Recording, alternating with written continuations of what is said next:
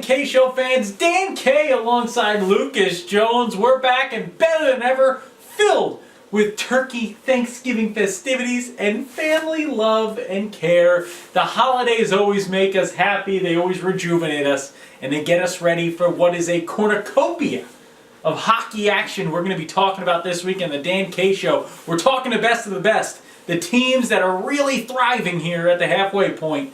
Dan K, Lucas Jones, we'll be back with more Dan K Show after this.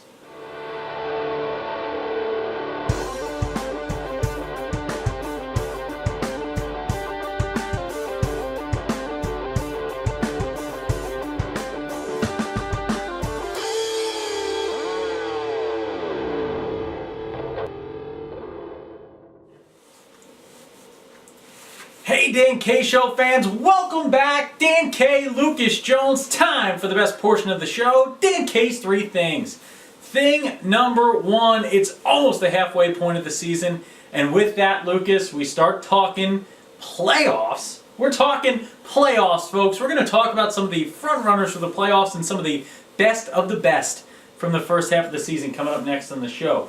Thing number two, the weather outside's getting frightful. It has been getting colder and colder. We're zipping up the jackets and trying to stay warm, but as it gets colder, we all know that means hockey season heats up. There's going to be a lot of USPHL action coming down the pike here. Thing number three, it's the holiday season, and you know, Lucas, I had a great time with my family. I hope you had a great time with yours, and we hope you had a great time with yours at home. But now that you've had all the turkey and you can't even think about eating any more of those leftovers, you're on day number 7 of leftovers as you watch this show. We hope you can move on from the turkey and maybe order a pizza for yourselves. Sit down, relax, and watch the Dan K Show. When we come back, we're going to start with a little talk of the NCDC IHC squad that just can't seem to lose. Hey Dan K Show fans, time to talk some of the best of this season. Some teams who we think we haven't given enough love to yet, who are having incredible starts to the season. And we have to start with the team that's had the most incredible start of all. It's the 21-0, 20-1-0 Islanders Hockey Club of the NCDC level. Sean Tremblay's taken this team to the next level, Lucas. Just how good has this IHC team been at the NCDC level?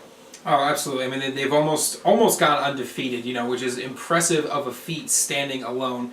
We like to say the only game they lost was a certain game where the two of us showed up, and we will forever apologize for that. We'll take complete credit for the loss, not credit that we're happy about. We're apologizing, and we've been apologizing all year every time we see Sean Tremblay, and as long as they keep winning, we'll have to keep apologizing to him each time we see him. Absolutely. But this team, I always like to look at one of the metrics for a successful team in my mind is how well they share the puck. Yeah. You've got 12 players right now, double-digit points for the Islanders Hockey Club, and what that shows me is that's a team that's running on all cylinders. It's a team that passes the puck. They go deep at their line changes. They have enough depth to really go all 3 periods of hockey and never once show any cracks in the front line. And you want to talk about sharing the puck? Let's look at Jeremy Lavallee here, who's got 21 assists to open the year. He's leading the team in points, so 29 points. This is a guy who shares the puck, creates open chances, creates plays. And you want to talk about creating plays. This is a team that plays both sides of the ice, Lucas. One place I got to look, when you look for the success of a team that's 21-0, they've lost 1 game so far this season. You look for the success, you got to look between the pipes. Look no further than the crease that IHC has put together. The tandem of Louis Felix St. John, who's 9-0, and then you have Mr. Justin Ferguson, who's 11-1-0. These two gentlemen, 21-0 combined, allowing less than 2 goals per game. Lucas, just what does it mean for a team to have 2 goaltenders playing this well? Well, we've said it a bunch of times. I'm a huge fan of defense winning championships. I think a hockey team, you got to have defense come first, and you build everything from there. So, in my mind, when I'm looking at IHC and I see these 2 goaltenders, I know that, if I'm Sean Tremblay, I know that I can move my defenseman up into the zone. I can play 5-man offense. I don't have to worry so much about a puck getting dropped in behind me and getting beat in an odd man rush or a breakaway situation. I know my goaltenders can stand on their head and handle their own, and that allows them to take some more chances on the offensive side of the ice. And you want to talk about taking chances. You can take more chances, not just having those goaltenders, but having a defenseman like Liam Darcy. This is a University of New Hampshire commitment. And this is a young man who we saw at the All-Star game last year. He's been with this IHC squad. He buckles down on the defensive side of the ice, and he makes things happen. He creates chances the opposite way, creates those odd man rushes. He's great on the PK unit. This is a young man that's going to make the University of New Hampshire very happy, and he's going to really help at the next level. But he's not the only guy who's a college guy coming out of this team. This team is commitment friendly. This team is commitment filled, and this team is committed to trying to take home the cup this year. Definitely. And Liam Darcy has just been one of those players, like you said, we saw him at the All-Star game last year. He's on our radar again this year. He's a guy that does it all. He's a defenseman that finds himself blocking shots, getting involved on the power play, on the penalty kill, assists, goals. He really does it all. He's got 4 goals on the season, 10 assists, getting involved with 4 power play assists. He's involved both sides of the ice here. Exactly. He's really vital to this squad. And when you pair him up with J.J. Layton there on the defensive side, this guy had a Peabody Mass, another guy who's going to find himself a great home to go play college hockey in. These guys make things happen on both sides of the ice, and what you find with coaches like Sean Tremblay, they put together a roster of guys who are versatile, who won't play one position, they won't play one spot, they're not one flavor, right? They're not chocolate or vanilla. They've got the whole 29 flavors, 30 flavors, 31 flavors, Lucas. These guys are putting together an ice cream shop, and when I say ice cream, I mean hockey talk. You get that one, right? I'll give you the benefit of the doubt. I assumed that was going to go somewhere, but I think you got confused thinking about ice cream. I did. I also looked into the lights. We got a lot of lights here on studio, folks, and sometimes you stare right in the lights, you get yourself confused. But what we're not confused about is just how good this IHC team has been in the NCDC. They are the shining stars of the first half with a big-time lead. They still got games in hand on the rest of their foes. They got the Bruins and Jersey Hitmen right behind them. Coming up on their schedule here, you're going to have 2 against the Connecticut Junior Rangers. That'll be a tough matchup. And then the Pal Junior Islanders coming into town. Could be an interesting couple of games for them. We'll know a lot about them after those 3 or 4 games are out the window there. Lucas, we're going to come back. We're going to talk New Hampshire Monarchs of the Premier. Lucas, we promised it. We're going to talk about it. In this Premier level, we've talked about the Midwest. We've talked about the South. We've talked about Florida a lot these past few weeks. One division that we've kind of left there hanging is the Premier North Division, and that's where we want to talk about right now the New Hampshire Monarchs, the South Shore Kings, and the Syracuse Stars, who are sitting atop in a little bit of a 3-way battle. You look at the points total, and you make it a little confused. You see the Stars at 41 points, and you think 32 for the South Shore Kings, 30 for the Monarchs. They're far behind, they got a lot of work to do. But 10 games in hand do these Monarchs have. 15-2-0 in the year of the New Hampshire Junior Monarchs. We went out and saw them get a win in their home opener. They're going to have a lot more home games. Talk about that home crowd. They're going to have a ton of home games coming down the stretch here. 10 games to make up on the Stars. Talk about that home ice advantage they're going to have at the Tri-Town Ice Arena out there in Hooksett. Well, the home ice advantage for the Monarchs is really something else. A lot of these teams, they have great fan bases. We see them on Twitter. We see them at games on Hockey TV when we go to these events. But the Monarchs have this traveling fan base that follows them. Have you ever seen Mad Max, the scene where they're being chased through the desert? Sometimes it seems like that. Yep. The caravan of minivans and SUVs following this team from arena to arena. Really turns the home ice. It takes it up a notch. A lot of times we talk about home ice advantage and what it means, but when you've got such a rabid fan base like the Monarchs have, it really kicks it up. It really does, and you know who's been kicking it up for the Monarchs? It's been Derek Neal. Derek's got 16 goals on the year. This is a young man. He's a New England born and bred Maina. He's a Maina playing over there in New Hampshire, and Derek Neal has just been making opponents kneel. Bend at the knee, bend the knee. Is that what they say there in what are the people in Game of Thrones? Who says that? Targaryens. I don't watch Game of Thrones. So for you people at home who want Dan K to watch Game of Thrones, tweet at me and I will tweet back and say, I'm not going to watch Game of Thrones. But I do watch New Hampshire Monarchs hockey, and Derek Neal, a guy with 16 goals. Alongside him, you have Felix Lamoureux, 10 goals, 13 assists. These two, this tandem of scorers has been making things happen, and they've been tough to deal with for teams and opponents in the Premier level. No, definitely. We've seen the way that the Monarchs kind of move the puck around and make life really, really difficult, because on a dime they can switch from cycling players and collapsing zones and getting bodies in front of the net to getting back on defense and intercepting a pass and then having one person with a breakaway or a 2-on-1. They're one of those teams that can just be successful in every aspect of the game. They really have been successful in every aspect of the game. And when we talk about that, we go to the defensive side of the ice, you go between the pipes. And you look at this goaltending duo, and what you're going to see, the theme of a lot of these top squads at the junior hockey level, and this goes for everywhere in the country, a lot of the top squads have two goaltenders they can rely on. And this is another team with two guys they can rely on between the pipes, and Justin Crawford and Nate Gauthier. These guys are 9-1, 6-1 respectively, leading the way Justin Crawford there. Crawford with a 1.44 goals against average.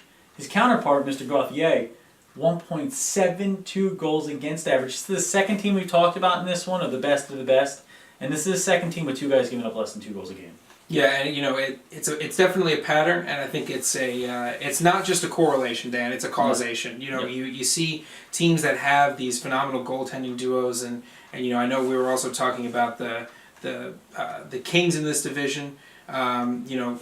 These are all these top 3 teams. They rely on goaltending to get so much of that workload done. With our discussion from the IHC, when we talk about the hitmen too, a lot of times it all comes down to, you have these goaltenders who are rock steady back there, and it means that you can push a little bit more up front. You can create those chances because you're not always thinking, I need to keep people back. Exactly, and you want to talk about the South Shore Kings. Lucas brings it up. We transition over to them. This is a team sitting in second place right now, also in great striking position when it comes to both the Monarchs and the Stars in this division. And they've got goaltender of the year candidate in the Premier in Chase McKay, and he's been chasing away pucks all season long. He's been intense between the pipes. You look at this stat line right here, 1.34 goals against average and an 8-2 record for this South Shore squad. How tough is he going to be to deal with for a lot of these goal scorers down the stretch? Well, he's got some impressive USPHL lineage. He's got a lot of experience as he's been moving through his junior hockey career. So he's going to be the guy that not only can deliver you a great performance night after night, but he's going to be a leader. Yep. And that's the other thing that you talk about when you see top teams. You always see a leader emerge. Whether it's a goaltender, a defenseman, somebody on offense, sometimes it can even be, somebody who's not on the top line, but they get on the bench and they keep their guys, fresh and ready to go. That leader mentality, that person who it can be a focal point and who thrives in those conditions, for all 3 teams in that division, is I think what sets them so high up in the division right now, and I think it's going to set them up for even more wins down the stretch. You look at Tommy Giadomenico here. This is a guy who's got 19 goals and 28 assists. He is tearing apart defenses right now. He is giving goaltenders nightmares. When guys know they're playing the Kings, they're going to bed at night and they're tossing and turning. Those goaltenders, they want nothing to do with being between the pipes when this young man's shooting at the net. He's a scorer. He's a game changer. And when you have a goaltender like McKay and you get a guy like Tommy shooting for you, everything seems to fall into place. Yeah, and he's one of those players that one of the great things about getting to watch these games on Hockey TV is you get to actually watch these guys and how they interact with their teammates on the ice and what kind of presence they bring to the ice. And I've been a huge fan of South Shore for a long time now, and I think that Tommy and Chase and all these guys have put together a very electrifying team, not just on offense, not just on defense, but just a great team to watch.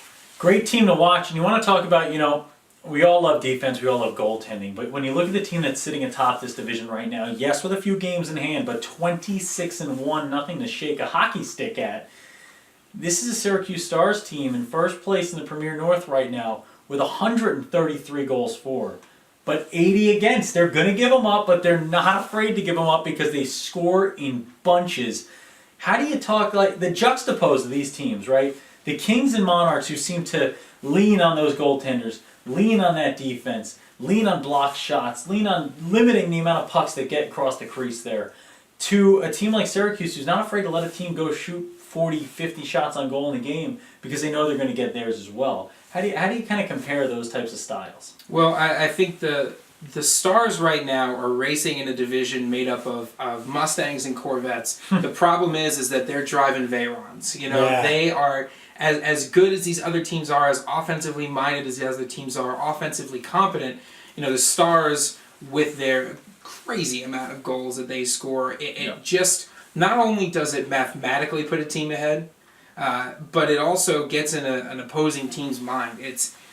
It's literally like trying to play catch up from the moment the puck drops. Yep. Because in the back of your head, you're thinking, not are they going to score, but how and when. Exactly, and you want to talk about how and when and where the goals are coming from. Jeremy Lefevre right now, out of Ontario, Castleman, Ontario, is the leading goal getter. But here's a stat that I think is a little surprising. 133 goals for the team, we let you know that. Goal scoring leader for this squad, 18 goals. And you look at Jeremy and you think to yourself, point getter leader is Jeremy Lefevre, but you look at 18 goals, this is a team that scores in bunches from all over the ice. This is a team that you talk about success comes from sharing the puck. This is where that success comes from, is sharing the puck. And looking through, he's got 18 goals. Sitting behind him is Kyle Cronin with 14 goals. And then after that, you got nobody else with double-digit goals on a team with 133 total. Just how much puck sharing is going on there? The puck sharing is probably comparable to the amount of file sharing for music that happened in like the early 2000s. A lot of these guys maybe don't remember that. In fact, some of them weren't even born then. But it's just everyone's passing the puck to everybody else. People are taking their shots. They're holding back. They're not afraid to pile up on the assists. Everybody gets to shoot their shot. Yep. And more often than not, it seems those shots go in the back of the net. They are. You have a guy like Vladislav Sorokin out of Moscow, Russia, 10 goals, 11 assists. It's a deep scoring team. The one thing you're going to have to see come playoff time, these teams are all going to see each other come playoff time. These are three teams that I don't see any fall off, any drop off happening at this level. I think all these three teams are playing at an incredible height right now. They're going to be tough to deal with.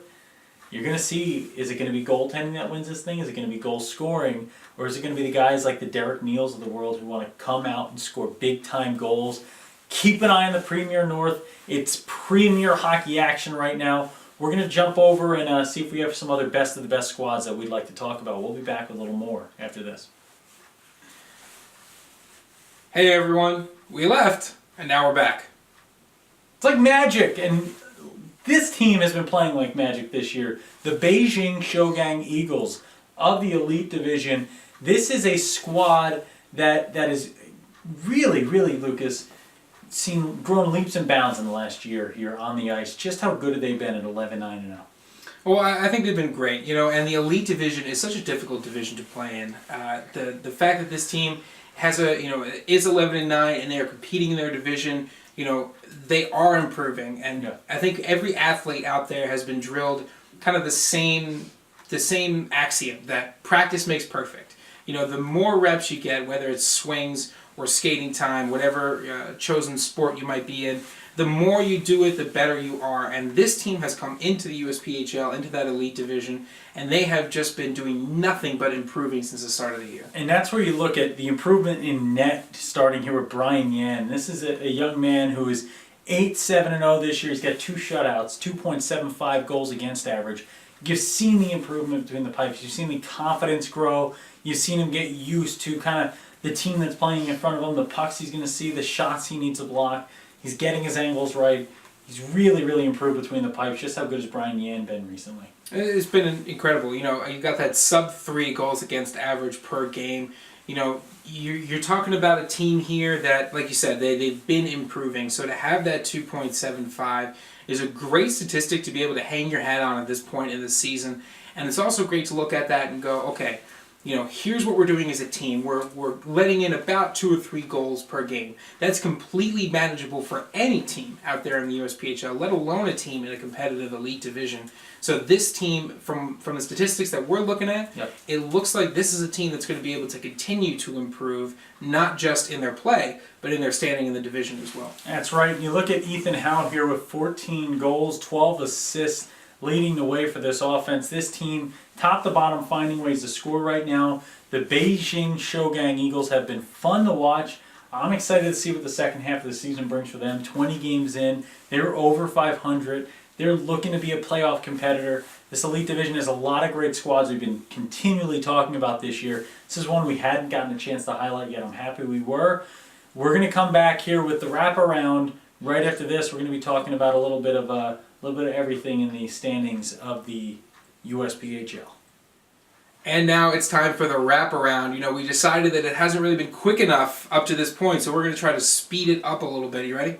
As quick as I can go, Lucas. You start us off. Give us the 18U. So in the 18U North, we've got the CP Dynamo leading the way at 12-1-0 with 24 points, but right behind them, you got a cluster of some hockey teams. You got the Junior Bruins at 19 points, Islanders Hockey Club at 15, and South Shore Kings and New Hampshire Junior Monarchs at 12 and 11 points respectively.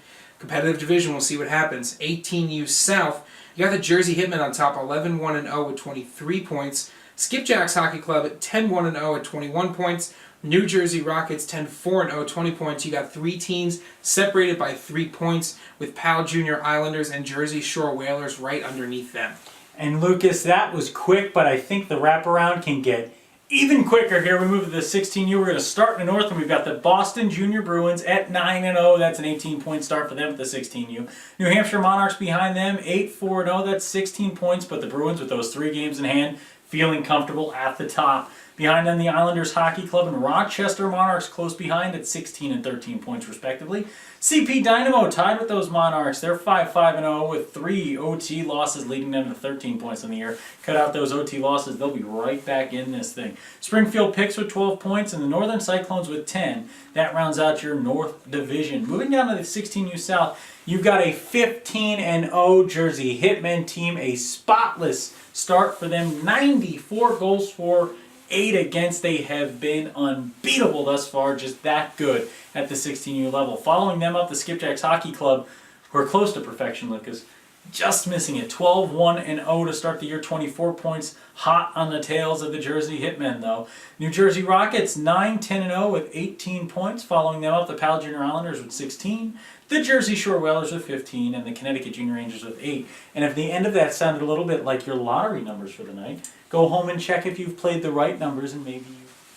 Welcome to the Empty Net, the way we close every show, where you are the most important part. You need to be involved in the Empty Net for it to work, because when the goaltender's pulled, we need somebody to score the goals, and that's you folks. And the Florida Junior Blades were a part of the winners this week. They reached out to us on Twitter, and they wanted to remind everybody that their showcase is coming up December 14th through the 17th, and guess who will be there? You better be looking out for Lucas Jones and Dan Kay on the warm beaches of Florida.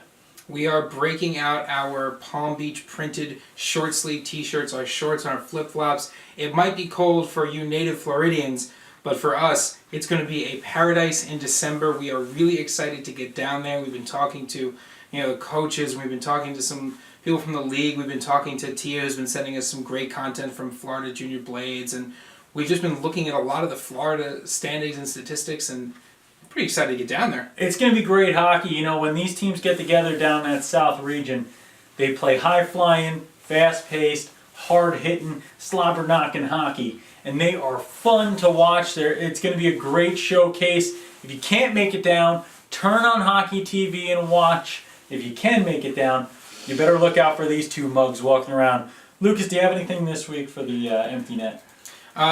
Most of our content this week from the Empty Net has been related to the Florida Showcase. We've been promoting that quite a bit, so we've had some players and parents reaching out to us, letting us know they were excited to have us come down there. We're hoping to get on some games, on the call for a couple of games. But even if we don't, we'll be there doing interviews. We'll be there taking pictures. So if you want to get interviewed by the Dan K Show and be featured in a later episode, tweet at us. Yep. at @the_Dan Show.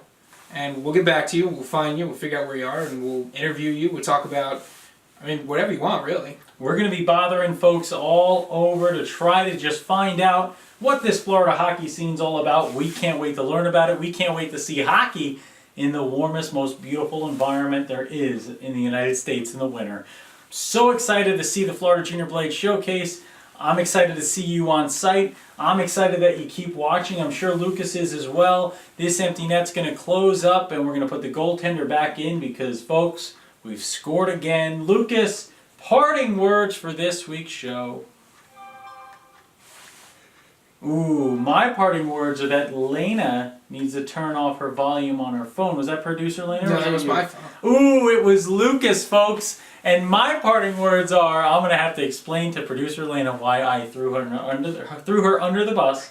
I can't even speak because of the fear. 2 weeks in a row we had fear directed towards producer Lena, who is directing hatred and anger towards us. But we have no hatred or no anger towards the USPHL. It's been great watching hockey. We enjoyed talking best of the best. As we go forward here, we're going to start previewing the Florida Showcase, start previewing some of these teams we're going to be seeing down there, and start previewing the holidays coming up and talking a little bit more about some of the best hockey on the planet, USPHL hockey.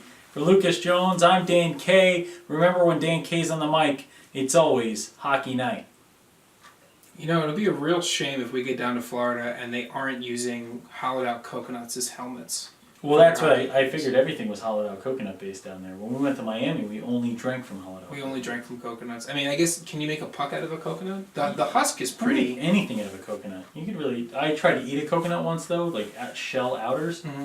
Bad choice. What's interesting is that what we think is coconut is not really coconut. There's a lot of sugar in like coconut desserts and coconut flavor. A real coconut, I think, tastes great. Real coconut, I had it, and it tasted almost. Well, I'd pick a pizza over a coconut. Well, I'd pick a pizza over a coconut too, but that's not the argument we're having. Well, you're comparing pizzas to coconuts. We're from New Jersey. Every argument we have is basically this is the pizza second, for that, tit for tat, pizza for that. The second pizza comment you've made. I think I need to go get pizza. Keep an eye out. Great podcast idea. Tit for tat, pizza or that. Are we just deciding whether we'd want to eat pizza or some other item? Exactly.